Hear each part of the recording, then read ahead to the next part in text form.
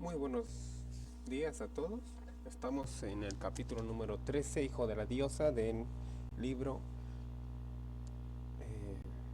La Revelación de los Templarios. Tuve que cortar porque estaba cansado. Pero ahora sí, comenzamos con energías renovadas. Continuamos, estamos tratando de redescubrir quién fue Jesús, por qué hay un cierto misterio sobre sus acciones, dónde nació, su estado civil, la razón por qué él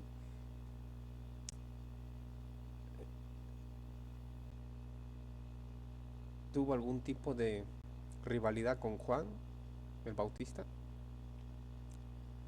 las muchas actividades, acciones en las que se le comparan con otros dioses egipcios, orientales, mediterráneos, tradiciones muy similares, fuera de la ley judía, si realmente trató de dar un esquema judío o de dar algo en contra del tradicionalismo judaico. Entonces, continuando, también la crucifixión corrobora la postura de los judíos al negar que Jesús fuese el Mesías, porque una muerte en circunstancias tan deshonrosas era lo último que habría ocurrido al caudillo victorioso que ellos esperaban. Eso sí, eso en sí mismo no preocupa demasiado a los cristianos porque mantiene que el suyo es un Mesías de un orden muy superior en términos espirituales al de las creencias judaicas. Sin embargo, el relato neotestamentario de la muerte de Jesús plantea otras dificultades. Es obvio que su interpretación cristiana como supremo sacrificio místico fue idea posteriormente en realidad para explicar la discrepancia entre lo que habían esperado los judíos de su Mesías y lo que realmente le ocurrió a Jesús. Se ha postulado que Jesús y los de su círculo desarrollan su concepto propio de Mesías incorporándole la idea de justo que sufre, que derivaron del personaje de José según ciertos textos apócrifos de los judíos. Cumple observar que entre los herejes el norte de Palestina, es decir, los galileos, este José doliente había absorbido algunas características del culto sirio de Adonis Tamuz. Los eruditos han observado asimismo la influencia del dios pastoril Tamuz sobre el cantar de los cantares, tan importante por otro lado para el culto de la Virgen Negra. Posiblemente Jesús emulaba a Tamuz cuando se comparó como el buen pastor y sus seguidores en la época no desconocían ese término, ya que Belén era centro principal de culto de Adonis Tamuz. Recordemos que en la época de San Jerónimo, los cristianos andaban indignados por la existencia de un templo en Tamuz, en el lugar de Belén, donde supuestamente nació Jesús.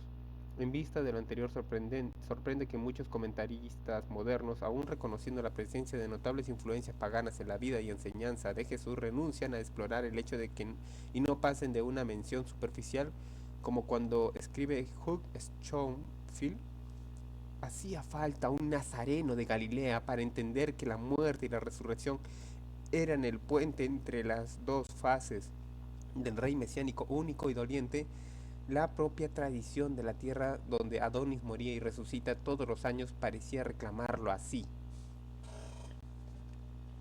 Hacía falta, mientras tanto, Geoffrey Ashey admite que Cristo se convirtió en un salvador notablemente parecido a los dioses que mueren y resucitan en los misterios Osiris, Adonis y los demás.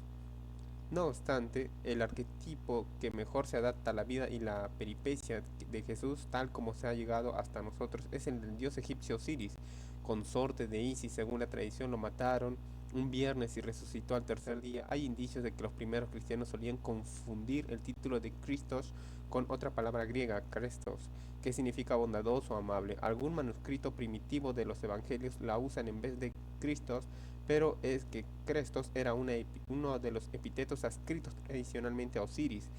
Viene al caso recordar que además hay en Delos una inscripción de Crestes Isis. La exclamación de Jesús desde la cruz también da pie a una interpretación pagana, tanto la versión de Marcos, Eloí, Eloí, como la de Mateo, Elí, Elí. se traducen por Dios mío, ¿por qué me has abandonado? Aunque se dice también que algunos de los circunstantes creyeron que llamaba al profeta Elías, a quien el mismo Jesús había relacionado expresamente con Juan el Bautista, pero Dios mío en arameo debía decir Ilahi. Desmond Stewart ha postulado que la palabra debía de ser Helios, el nombre del dios solar, y llama la atención que este grito coincide en el anómalo oscurecimiento a mediodía. De hecho, en unos manuscritos neotestamentarios más antiguos que se conocen, los espectadores creen que está llamando a Helios, cuyo culto, muy difundido en Siria del siglo IV, se cristianizó sustituyendo el nombre por el de Elías. Por supuesto, una divinidad solar es la quinta esencia de los cultos que tienen ciclos de muerte y renacimiento. Por consiguiente, vemos que Jesús se adapta a la tradición de los dioses que mueren, pero ese arquetipo no es el panorama completo de los misterios antiguos. El dios llamase Osiris, Tamuz, Atis, Dionisio o cualquier otro de los que había estaba inevitablemente asociado a su consorte, la diosa, a quien correspondía por lo general el papel de protagonista en este drama de la resurrección. Como dice Geoffrey Ashe, el dios compañero era el amante trágico de la diosa, predestinado a morir anualmente con el valor de la naturaleza viva y renacer en primavera. Es evidente que si Jesús quiso realmente cumplir una tradición de Dios que muere, falta algo por lo cual Ashi apostilla. En su papel de Salvador, que muere y resucita, no era posible que se le percibiese solo. No era solo lo que hacían ellos, aquellos dioses. Nunca se manifestaría un Osiris sin una Isis, ni un Atis sin una Cibeles. Dirán los críticos, por consiguiente, que como Jesús no tuvo a su lado una persona que figurase como diosa compañera, no era posible que estuviera representado en el papel de un Dios que muere. Él era único en su verdadera divinidad y no le hacía falta compartirla con ninguna mujer. Pero ¿qué pasa si tuvo en verdad esa compañera? Pues naturalmente la tuvo. Y ese conocimiento es lo que han atesorado en secreto las generaciones de heréticos. La Isis de Jesús era María Magdalena. Los egipcios interpretaban a su reina Isis, amante de los dioses, dueña de las ropas rojas, amante y dueña de la tumba. Tradicionalmente se representa a la Magdalena llevando indumentaria de color rojo, lo que suele interpretarse como alusión a que era una mujer de escarlata, que fue ella quien presidió la ceremonia fúnebre de Jesús. Si se comprende esto, súbitamente encaja todo el rompecabezas de datos perdidos o deliberadamente confundidos y alterados, y aparece la propia naturaleza de lo que podríamos llamar el verdadero cristianismo. En el principio existía aquel que es la palabra, y aquel que es la palabra estaba con Dios y era Dios. En contra de la primera impresión, no está ausente de los evangelios el principio de lo femenino, al menos de la forma que debieron de tener originariamente. El conocido principio del cuarto evangelio dice: en el principio existía aquel que es la palabra, y aquel que es la palabra estaba con Dios y era Dios. Aunque este concepto de palabra logos deriva de las ideas filosóficas neoplatónico judío Filón de Alejandría, un contemporáneo de Jesús, en esta versión de Juan parece en término explícitamente femenino. Logos es el nombre masculino y en otras versiones traducidas a nuestro idioma como el verbo, para mantener la concordancia, pero paradójicamente el concepto que describe tiene todos los vistos del ser femenino. Claramente hubo alguna confusión al redactarse el Evangelio partiendo de las materias que le servían de fuente, y nosotros también hemos tardado bastante en comprender el sentido originario de este pasaje.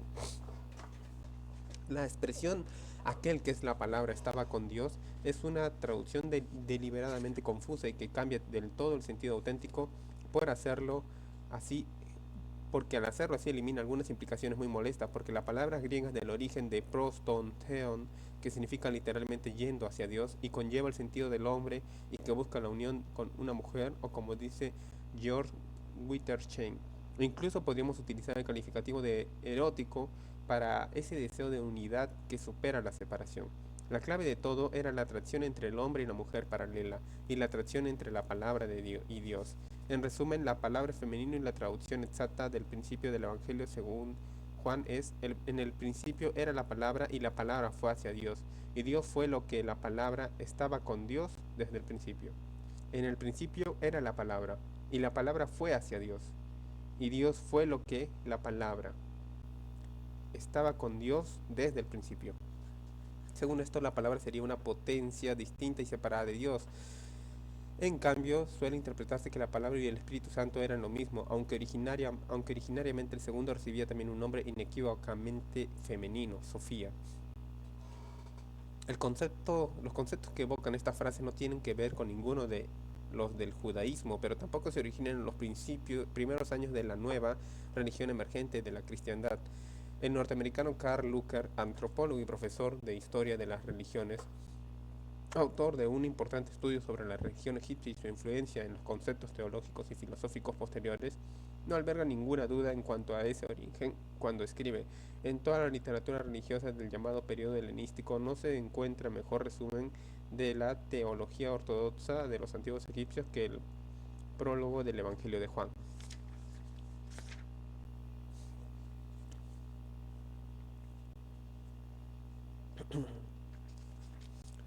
Desmond Stewart aduce que de Foreigner que Jesús se crió en Egipto sí es que no nació allí, pues aunque así fuese, no quita que pudo ser judío, porque en Egipto de la época hubo comunidades judías muy nutridas y prósperas. Stewart recuerda que muchos detalles que se citan de Jesús, como la ausencia del acento galileo y el énfasis y trasfondo implícito de sus parábolas, sugieren una formación egipcia. Evidentemente sabemos que en el Nuevo Testamento que María y José y el niño Jesús huyeron a Egipto para salvarse de la cólera del rey Herodes, después de lo cual no se vuelve a mencionar para nada sus años juveniles, excepto el incidente de su disputa teológica con los sabios del templo de Jerusalén cuando tenía 12 años.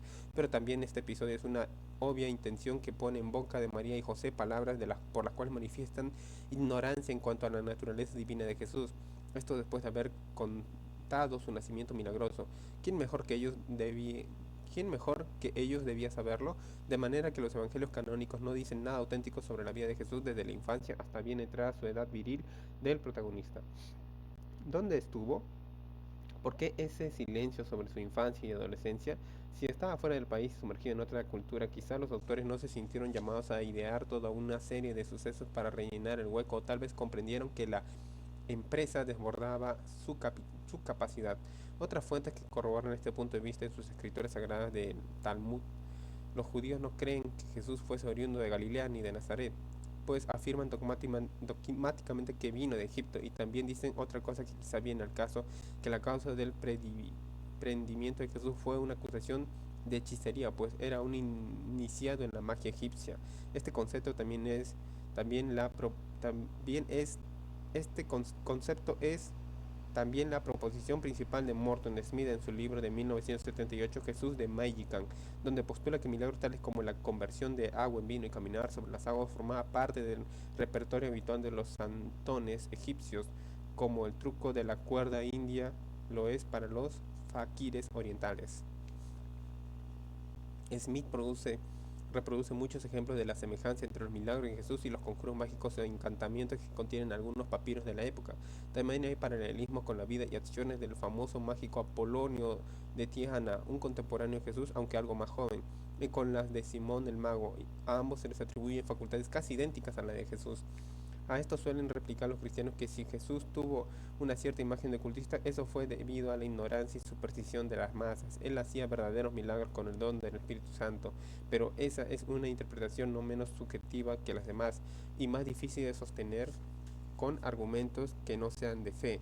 Morton Smith llama la atención sobre una paradoja principal del cristianismo. Así pues, no es preciso contar con una tradición que quiera defender a Jesús negando que fuese un mago, y otra que le reverencia como el más grande de los magos. En tiempos de Jesús hubo en el mundo grecorromano muchos magos itinerantes más célebres que él, o menos, y tenían en su repertorio habitual la sanación y los exorcismos, tal como sigue ocurriendo hoy mismo con los santones hindúes y los hechiceros de vudú, entre otros. Que las supuestas curaciones sean auténticas, ese es otro punto de debate, pero lo que desde luego, es real es el asombro y el temor reverencial de los testigos, muchas veces multitudinarios. La propaganda oral cuenta mucho para la reputación de un milagrero.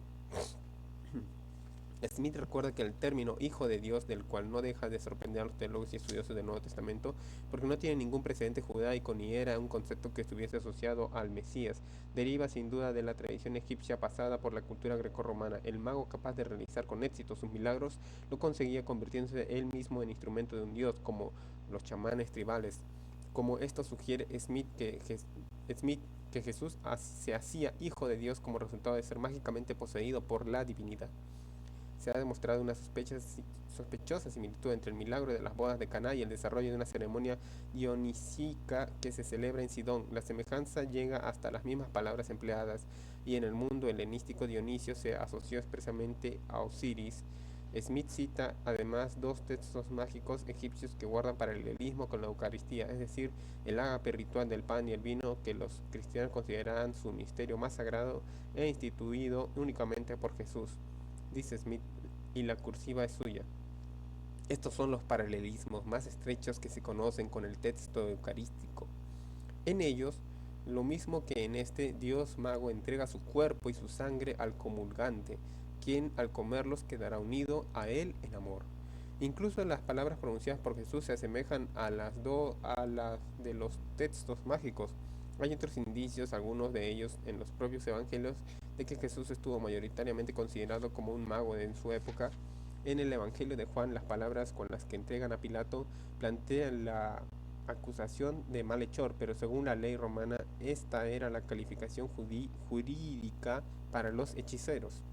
En este contexto, el aspecto más significativo de las investigaciones de Morton Smith es que pese a basarse por entero en una comparación de los evangelios y los papiros mágicos, sus conclusiones responden exactamente al retrato que dan de Jesús en el Talmud judaico y ciertos escritos rabínicos antiguos. En ellos nunca se le describe como un judío que hubiese inventado una forma herética del judaísmo, según han dado en creer muchos cristianos modernos. En estos tres textos, o bien es un judío que se convirtió a otra religión totalmente distinta, o nunca fue judío en realidad. Algunos le denuncian expresamente como practicante de la magia egipcia. El mismo Talmud asegura de manera inequívoca que Jesús pasó la juventud en Egipto y allí aprendió la magia. Un relato de esa bibliografía rabínica compara a Jesús con otro personaje más antiguo que llamó Ben Stada. Era un judío que quiso introducir la adoración a otras divinidades paganas junto a la de Yahvé, y para ello trajo las prácticas mágicas de Egipto precisamente. El presente viene a cuento de subrayar que también Jesús se había propuesto llevar a los judíos las prácticas mágicas egipcias. Otros textos rabínicos son asimismo explícitos al asegurar que Jesús practicó la magia para engañar y descarriar a Israel. Es bastante obvio que los judíos contemporáneos suyos tuvieron a Jesús por un adepto de la magia egipcia, pero para ellos su delito estuvo en querer introducir ideas paganas y dioses paganos en el territorio judío. Como el Talmud y otras colecciones de escrituras rabínicas se retrotraen al siglo III, pero no antes, se ha argumentado que esas menciones son difamaciones intencionadas por parte de los judíos en tanto que los enemigos de Jesús. Sin embargo, la inculpación, que fue en esencia por hechicería, no se basó únicamente en falsos testimonios como creeríamos a primera vista. No deja de ser curioso que fuese tal acusación la que acabó por imponerse, y hay indicios de que esas ideas acerca de Jesús habían circulado con anterioridad. La apología cristiano Justino Mártir, que escribió hacia al 660, cita una discusión con el judío Trifón, que llamó a Jesús mago galileo. En 175, el filósofo platónico Celso aseguró que si bien Jesús se había criado en Galilea, estuvo durante algún tiempo en Egipto trabajando como bracero y aprendió allí las técnicas de la magia. Como hemos visto, los evangelistas no ven nada escandaloso ni vergonzoso cuando relatan que los magi adoraron a Jesús y le hicieron ofrendas de oro, incienso y mirra. Hay que subrayar que estos no eran unos simples sabios de Oriente, ni tampoco reyes, sino también de una cofradía caracterizadamente ocultista que tuvo sus orígenes en Persia. Y aunque algunos comentaristas intentan explicar el suceso como un reconocimiento simbólico por parte de los hechiceros de la superioridad del Hijo de Dios, el relato evangélico no dice nada que autorice a interpretarlo de esa manera, sino que la visita de los magos va claramente dirigida a provocar nuestro asombro y admiración. Morton Smith ha señalado que los primeros cristianos, en especial los de Egipto, practicaron la magia. Si bien la historia no ha sido muy dada a reconocerlo, algunas de las obras del arte cristiano más primitivas son amuletos mágicos que se llevan la imagen de Jesús y una fórmula de conjuro de donde se sigue con bastante claridad que la primera generación de los seguidores de Jesús reconoció a este como mago, sea que les constase que Lo era, o sea que él mismo hubiese dado a pie a tal creencia con su conducta. Sin embargo, también en el círculo de la época, otro rumor mucho más negro acerca de la familiaridad que tuvo Jesús con la hechicería, el cual fuese cierto, no solo corroboraría los escritos rabínicos, sino que además vendría a resolver un problema bíblico perenne. Esa acusación extraña y escandalosa que discutiremos más adelante puede contener la clave de muchos de los misterios que rodean la relación de Jesús y el Bautista y justificaría quizá la importancia que reviste Juan para otros grupos ocultos a través de los siglos. Hemos visto una serie de paralelismos bastante claros entre la vida de Jesús y la leyenda de Osiris, pero aún hay otra cosa tal vez más reveladora, y es que muchas de las palabras de aquel provienen de la tradición de la religión egipcia, sin cambio observable alguno. Por ejemplo, cuando Jesús dice en Juan 12:24, si el grano de trigo que cae en tierra no muere, queda infecundo, pero si muere, produce mucho fruto. La imagen y el concepto proceden innegablemente del culto de Osiris, y las palabras de Jesús: en la casa de mi Padre hay muchas habitaciones, hay sitio para todos. Juan 14:2, que tanto han extrañado a generaciones de cristianos, pertenecen explícitamente a dicho culto y provienen directamente del libro de los muertos de los egipcios. Más concretamente, mientras llega el día, esta obra consiste en una serie de conjuros gracias a los cuales el alma del difunto puede vencer los terrores de la otra vida, y que el sacerdote o sacerdotisa le leía al moribundo. Que Jesús hubiese conocido mientras llega el día supondría la familiaridad no sólo de las escrituras religiosas del culto a Isis o Osiris, sino además, como queda dicho, con su magia, teniendo en cuenta que para los egipcios religión y magia eran lo mismo. Osiris fue muerto un viernes y los trozos de su cuerpo dispersos al tercer día resucitó por obra de la intervención mágica de Isis, quien había recorrido llorando todo el país en las representaciones anuales del misterio de Isis. La suma sacerdotisa que representa el papel de la diosa se lamentaba: los malvados mataron a mi esposo y no sé dónde lo han puesto. Cuando lograba recomponer el cuerpo, exclamaba: por fin te hallo aquí, yacente. Vive, oh Osiris, el más infortunado, y ponte de pie. Yo soy Isis. Entonces el sacerdote que representaba a Osiris se incorporaba para mostrarse a sus seguidores, los cuales se manifestaban sobrecogidos y titubeantes ante la milagrosa resurrección. Comparase esa primera frase en el rito de las palabras de María Magdalena al hortelano, que resulta ser Jesús: porque se han llevado a mi Señor y no sé dónde lo han puesto. En aquella cultura la esposa se refería corrientemente al marido llamándole mi Señor. Así pues, quizás se celebró en la sepultura de Jesús un rito egipcio, y la Magdalena pronunció las palabras de la diosa antes de proceder a curarle sus heridas. En los misterios de Dios en los misterios del Dios que muere, es la diosa quien desciende a los infiernos con su séquito femenino para rescatar al Dios renacido, y ese Hades sombrío se representa generalmente como un sepulcro.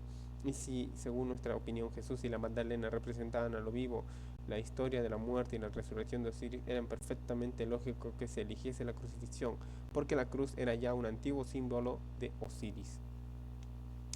Fueron María Magdalena y sus mujeres quienes atendieron las exequias de Jesús, no porque eso fuese cosa de mujeres en aquellos tiempos, como se ha afirmado, sino también porque representa conscientemente los papeles que le corresponden en la leyenda de Osiris. El de Dios que muere y resucita pudo representarlo Jesús gracias a la intervención mágica o lo que fuese de su diosa, de quien era su compañera sexual y espiritual. María Magdalena, ella le había conferido el carácter mesiánico al ungido con el aceite de nardos, y si es correcta la idea de que era una mujer adinerada, tal vez sus influencias hicieron posible el rito iniciático y mágico de la crucifixión, inspirado por la imaginería del mito de Osiris y por la supuesta formación egipcia. Tal vez Jesús se sometió voluntariamente a los horrores de la crucifixión, aunque por razones algo paradójicas si consideramos cómo perciben ese misterio los cristianos, para quienes Jesús es la encarnación de Dios, pero tal vez él creyó convertirse en un Dios por su muerte y renacimiento simbólicos, de manera que es posible que la crucifixión fuese puesta en escena y organizada mediante ciertas dosis de soborno para que Jesús, como Lázaro, pudiese renacer al estilo de la escuela mistérica de Osiris y resucitar convertido en este Dios, de lo cual es tanto más probable si él mismo se consideraba de linaje real, descendiente de David, porque todo faraón muerto se convertía automáticamente en un Osiris, soberano de los cielos y visitante de los infiernos gracias a la intervención mágica de Isis. ¿Esperaba a Jesús salir de la tumba dotado de poderes divinos? Tal vez esta idea explicaría uno de los misterios más duraderos del cristianismo, si Jesús murió en la cruz o no. Muchos creen que no, lo dice por ejemplo el Corán y algunos evangelios gnósticos, ciertas sectas islámicas, algunos herejes cristianos antiguos, tal vez del priorato de Sion, sí creen que ocupó su lugar un sustituto, quizás Simón de Cirene. Otros opinan que sufrió la crucifixión pero fue descolgado todavía vivo y que la resurrección consistió sencillamente en curarle de sus heridas. Ciertamente Leonardo creyó que había descendido vivo de la cruz. La sangre todavía corre en la imagen humana del falso sudario de Turín y los cadáveres no sangran. Aunque nuestra tesis fue errónea, Leonardo no hubiese falsificado Leonardo no hubiese falsificado el sudario, quien lo hizo debía de estar convencido de que Jesús no había muerto en la cruz. Y si, contra toda evidencia, la Sindone es verdaderamente el sudario de Jesús, entonces demuestra claramente que lo pusieron vivo en la sepultura. Por supuesto pudo ser accidental que lo descolgaran vivo y con lo que la versión corriente de su prendimiento y crucifixión sería lo más cercano a la verdad de que podamos disponer, pero hay demasiadas objeciones del lógico, de lógica. Los ocupantes romanos eran gente práctica y sus funcionarios expertos torturadores y verdugos. Se nos dice que las ejecuciones fueron apresuradas aquel viernes, por ejemplo, rompiéndole las piernas a los ladrones crucificados para que les fuese posible enterrarlos antes de que diesen principio las festividades del Sabbat. Pero es de creer que unos romanos precisamente tuvieran en cuenta las costumbres de los judíos, o si lo hicieron hubiesen olvidado que el crepúsculo vestino del viernes ponía fin necesariamente a la tortura de la crucifixión, aunque se hubiese iniciado apenas unas horas antes. La crucifixión era la peor muerte inimaginable porque habitualmente las víctimas tardaban varios días en morir, de ahí su razón de ser. Por consiguiente, se crucificaría a nadie un viernes en Palestina sabiendo que sería obligatorio descolgarlo al anochecer del mismo día, vivo o muerto. Ciertamente hubo juicio y hubo crucifixión, pero es posible que Jesús y su círculo interno con la familia de Betania hubiesen dispuesto los acontecimientos en cumplimiento de planes propios. En The Passover Plot, Hot Schoenfield ha dado una explicación elegante y persuasiva de cómo pudieron conseguirlo, pero no explica por qué, si Jesús conspiró para presentarse como Mesías, eligió ser crucificado, ya que era una pena infamante e impropia de un héroe judío tan largamente esperado. Sin embargo, la significación va más allá del prendimiento y crucifixión de Jesús. En los relatos evangélicos hay anomalías que suscitan graves sospechas. El tiempo concebido a la crucifixión era, como hemos visto, notablemente breve, y además se nos cuenta que mientras los ladrones recibieron de los soldados romanos el coup de grace para rematarlos antes de que cumpliese el sabbat, con Jesús no fue necesario porque les hizo el favor de morir antes del anochecer. Muchos comentaristas han sugerido que estando colgado en la cruz pudo recibir con la esponja empapada alguna droga, por ejemplo un poderoso narcótico que diese la apariencia de la muerte. En este caso hay que suponer que los conspiradores sobornaron a los centinelas para que estos hicieran la vista gorda. Si se interpretan así los indicios, resultaría que el plan fue esencialmente una cínica versión, un ajusticiamiento para dar la máxima publicidad de la muerte, seguido de un aparente regreso a la vida que todos tendrían por milagroso. La propia naturaleza de esta disposición revela que por qué era preciso que fuesen los romanos y no los judíos quienes prendieran y ejecutaran a Jesús. De haber sido hallado culpable por los judíos, la pena se había ejecutado por lapidación, que consistía en hacer apedrear al reo por la muchedumbre. En esas condiciones no sería posible una muerte ficticia. Pero ¿qué esperaba conseguir los conspiradores con tan complicado y peligroso subterfugio? Pues al fin y al cabo ya hemos dicho que que un delincuente crucificado no podía ser aceptado como Mesías. En las esperanzas de los judíos no estaba que su Mesías muriese crucificado, ni tampoco que resucitase de entre los muertos. Esa interpretación de sus respectivas sencillamente no existía.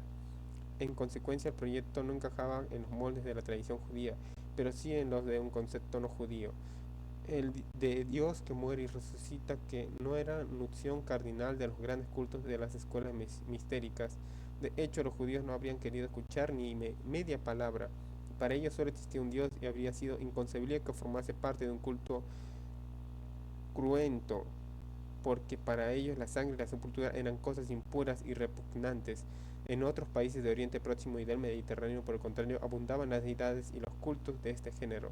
No se subraya bastante lo mucho que dista de ser un caso único el relato de la pasión y la resurrección de Jesús en el contexto de la proliferación contemporánea de los cultos a dioses que morían. Él inevitablemente procuraba que se le asociase a uno de ellos, pero ¿a cuál? ¿Y qué esperaba ganar con ese plan doloroso y muy arriesgado? Como hemos mencionado, la exclamación de Jesús en la cruz puede interpretarse como que dijo: Helios, Helios, oh sol, oh sol.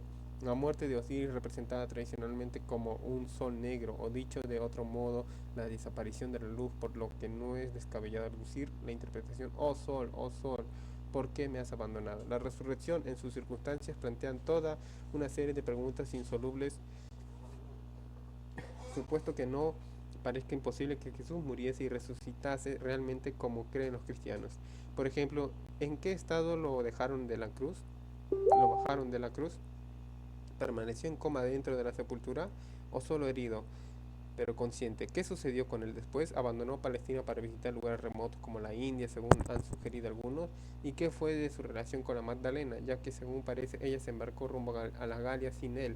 Cualquiera fuese la realidad del asunto, Jesús de los evangelios desaparece de la historia después de la sepultura de la supuesta resurrección. Se observa una cierta dispersión de los evangelios después del descubrimiento del sepulcro vacío. Los relatos neotestamentarios de las apariciones de Jesús resucitado a sus discípulos y la supuesta ascensión a los cielos incurren en mucha confusión irreconciliable. Ni siquiera como leyenda presta hilación y consistencia. Por supuesto, los no cristianos presentan esta incoherencia en las narraciones como prueba de que son ficticias, con lo cual podríamos estar de acuerdo. No obstante, dicha confusión, Schoenfield ha apuntado que puede distinguirse al menos una fuente con claridad: el encuentro de Jesús resucitado con dos discípulos en el camino de Emmaus está tomado en el Asno de Oro, una obra de Lucio Apuleyo en homenaje a Isis. Aunque el concepto de la futura resurrección de la carne sí tiene cabida en las creencias judaicas, lo que ocurrió con Jesús cuando supuestamente resucitó ciertamente no era conforme a las ideas de los judíos. El criterio tradicional era que todos los justos renacerían juntos en el fin de los tiempos, de manera que Jesús se habría sustraído a ese designio, según pareció, cuando recobró la vida mientras sus compañeros de infortunio seguían pudriéndose en sus sepulturas, y luego subió a los cielos sin dejar ningún resto material, aunque prometiendo a los seguidores su disponibilidad espiritual. Y precisamente esa continuidad de la presencia espiritual fue una de las razones principales de la aceptación que dio la incipiente religión cristiana en el mundo romano, pues buena parte del ascendiente que todavía ejerce sobre millones de corazones y mentes, como ha señalado Karl Lunker, los comentaristas actuales, aún reconociendo que ese concepto de la presencia espiritual constante no es judío, se abstienen de formular hipótesis en cuanto a su verdadero contexto y trasfondo. Así pues, ¿de dónde provenía esa idea? El erudito análisis de Lunker demuestra de manera concluyente que las nociones inseparables de la resurrección singular de Jesús y su continua presencia espiritual se resultan sin asomo de duda a la teología de los antiguos egipcios, según su explicación en esa teología. Era posible creer que el Hijo de Dios resucitase de entre los muertos y así regresase al Padre. También explica por qué durante algún tiempo y antes de su ascensión completa a los cielos fuesen vistas algunas apariciones del Cristo. También sintoniza con la lógica de los egipcios la noción de que Cristo Jesús aún hubiese regresado al lado del Padre, sin embargo se hallaba eternamente presente entre sus seguidores. Una vez más vemos que unos conceptos centrales para la religión cristiana, durante mucho tiempo admitido como demostración de la naturaleza única y divina, no nacieron de su vida y enseñanzas con forma definitiva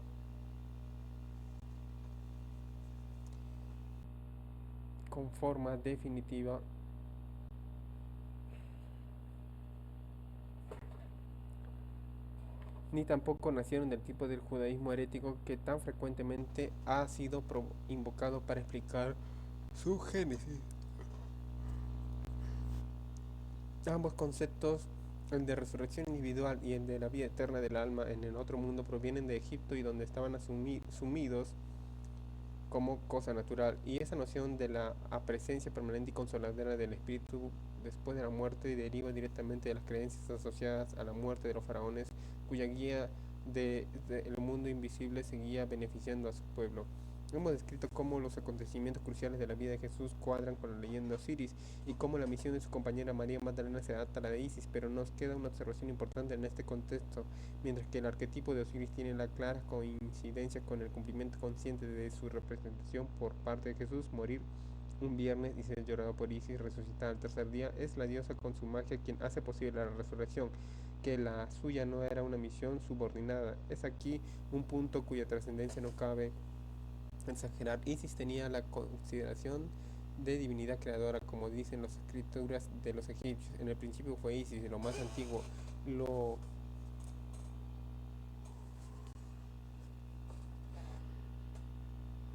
Ella era la diosa de donde surgió todo lo que llega a ser, y una invocación tradicional la llama tú creadora de todas las cosas buenas, pero es más, es la salvadora originaria que no Osiris, y Aristóteles,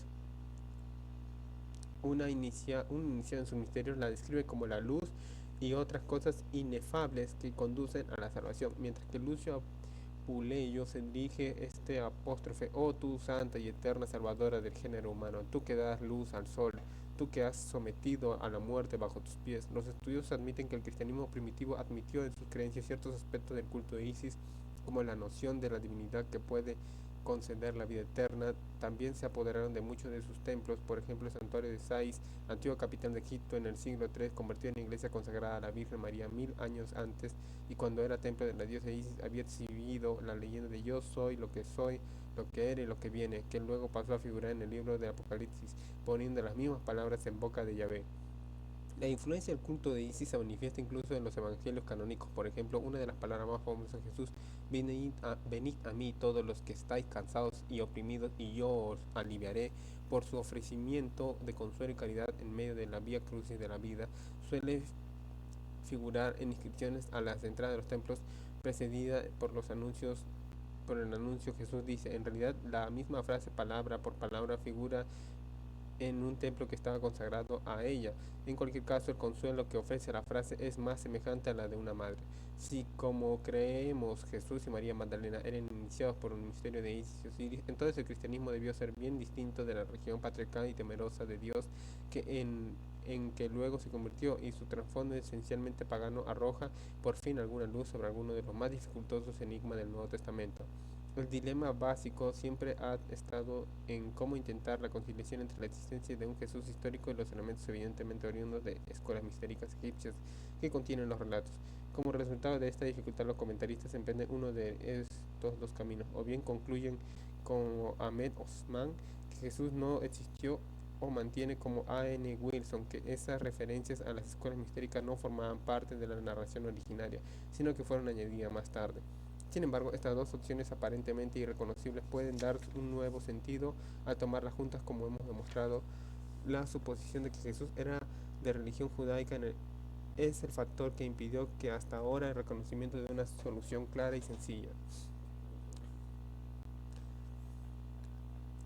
Pero si la religión que profesaba era oriunda de una tradición ajena, entonces esto se explica. Con esto no hemos dicho que los discípulos de Jesús no fuesen judíos, ni que su campaña no estuviese intencionalmente dirigida a los judíos, pero tal como hemos visto, es obvio que estaba entre bambalinas un grupo secreto con el cual formaría parte casi seguramente la familia de Betania.